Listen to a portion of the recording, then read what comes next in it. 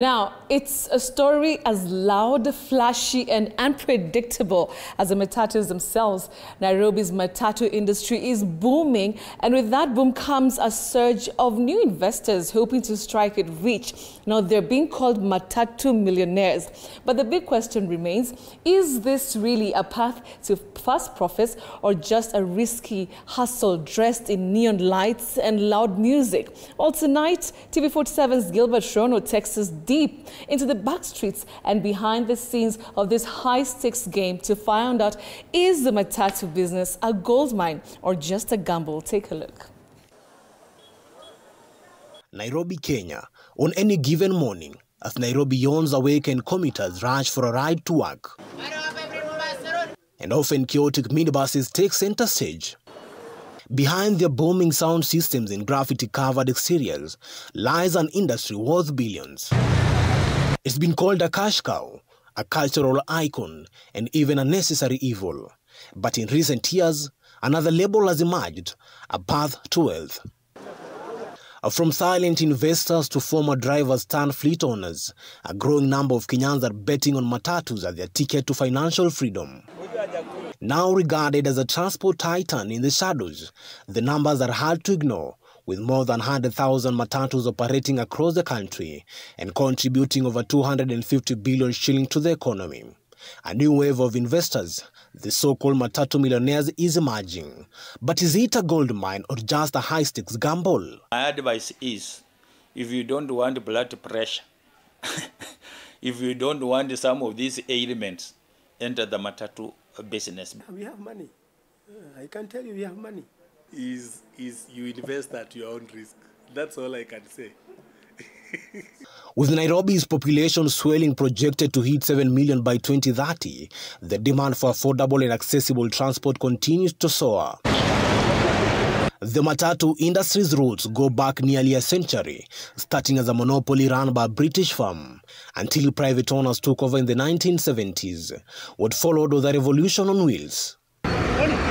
Today, Matatu are mobile discos, decked in graffiti, screens and Wi-Fi, a symbol of Nairobi urban culture.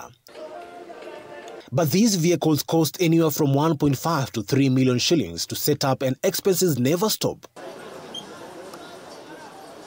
Today, we meet the men behind the wheel of this lucrative yet unpredictable industry. Freddie has been in the public service vehicle business since 1997. With close to 3 decades of experience, he's seen the ups and downs of the Matatu industry. Maybe 1.5 million, 2 million, you can decide to buy a second-hand one and you are good to go. You enter the business. But if you want to buy a new vehicle, that is the 33 minibus directly from the dealer, it will cost you close to 7 million. This 7 million will mean that there are no additionals that you have put in the vehicle. That is, if you want to put music, you want to maybe to put TV and all those things, the cost might go high to maybe around 8 million there. He says to attract passengers, owners often spend an additional 1 million shillings in graffiti artwork, sound systems and screens for just a basic modification. Some spend more than that. This is a way of attracting the customers.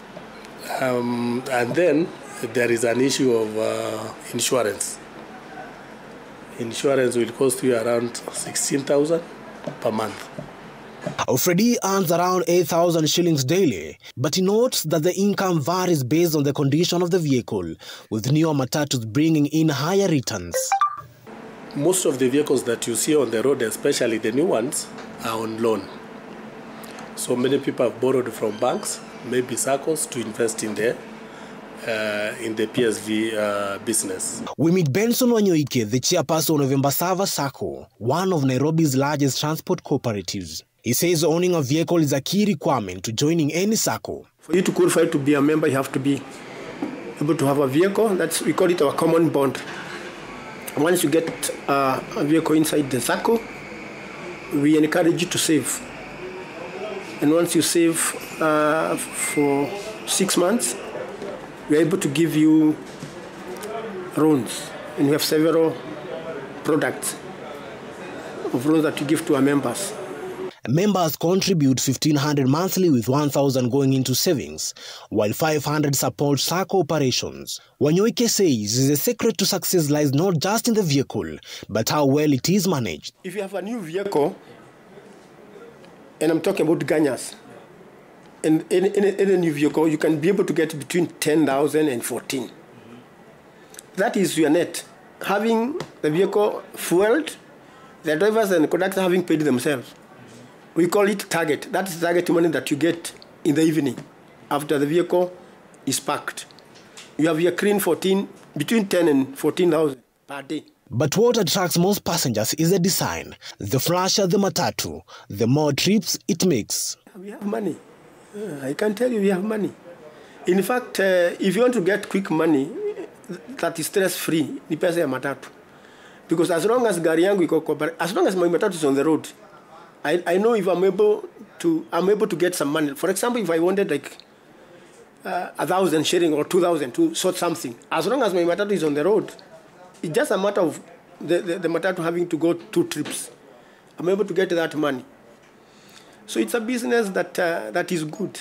And when you see people are investing, for example, like 7 million, those are not dadheads.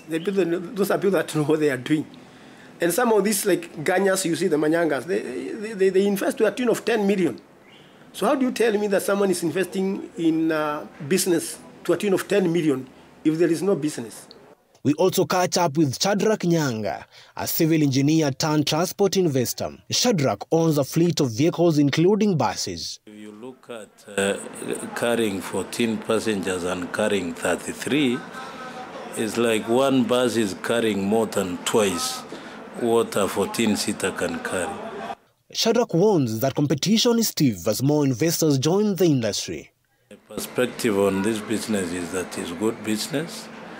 However, the space is shrinking each day because I don't know what happened that almost everybody is wanting to invest in Matatu business. Much as the clientele is equally increasing, the rate at which the new investors are coming in outweighs the rate at which maybe the passengers are increasing. Back during the days when I entered this business, you could budget for the income that you get. You could say maybe in a month I'll be able to get maybe 50 or 80,000, and you'll get that target because there were no so many many challenges and other surprises, that expenses that you get here in between that you never expected. So that time you could budget for the surplus that you get. It is not like now. Now, it is kind of, sometimes you say it is by the grace of God you get this money at the end of the day. But it comes with risks. Freddie shares a sobering perspective. Is you invest at your own risk. That's all I can say. It is like gambling, by the way. This is like gambling. Now, it is like gambling. That's why I said, sometimes you say thank you to the Lord at the evening because your vehicle is back at the station. On the ground, drivers and conductors offer their take. Kibore Franklin, a bus driver, dreams of owning a bus one day. Shida ni ukose kuipatia service. Ukikosa kupatiana service kwa kazi kama matatu, gari yako yenyewe usipoifanyia service haitakutunza, lakini ukitunza vizuri, uifanyie service na ukue mtu understanding. But for conductors like Shakur Johnson, the shine is wearing off. Kama kitambo, gari tulikuwa tunaikanga target ya 10,000 na at least tunapata msahara ya ngiri 2 ama ngiri 3. So siku hizi hata ngiri 5 kufikiza target imekuwa ngumu. Ungie na gari mpya ndio itakusaidia. Juu gari mzee haiwezi kusaidia. Haina kazi. Hii si ndio hizo zimelala hapa, gari mpya huwezi pata. Gari unaweza pata hapo inapita tu ni mpya na inajaa. Lakini mzee inalala, inabeba kidogo inaenda. Na haiwezi fikisha target. However, amidst all the praise, John Katimbo, the vice chair of the Matatu Owners Association, offers a contrasting and intriguing perspective.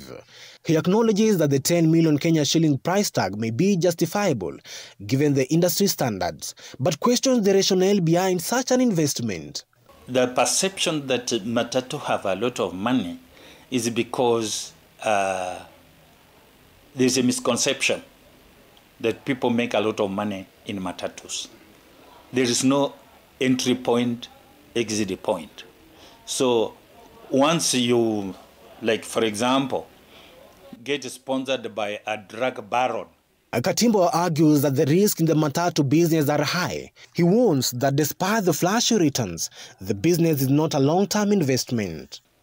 The economic risks are high. It's only that, as I've earlier said, you know, it depends on the source of the money. So if, say, you've achieved money or gotten money from the wrong source, you don't mind even if you lose $1 million.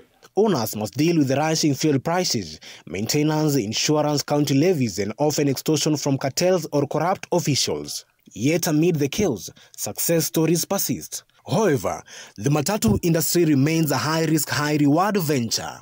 For some, they may actually term this particular business as a gold mine. But for some, this is a gamble. Gilbert, Rono, TV 47, Nairobi. Wow.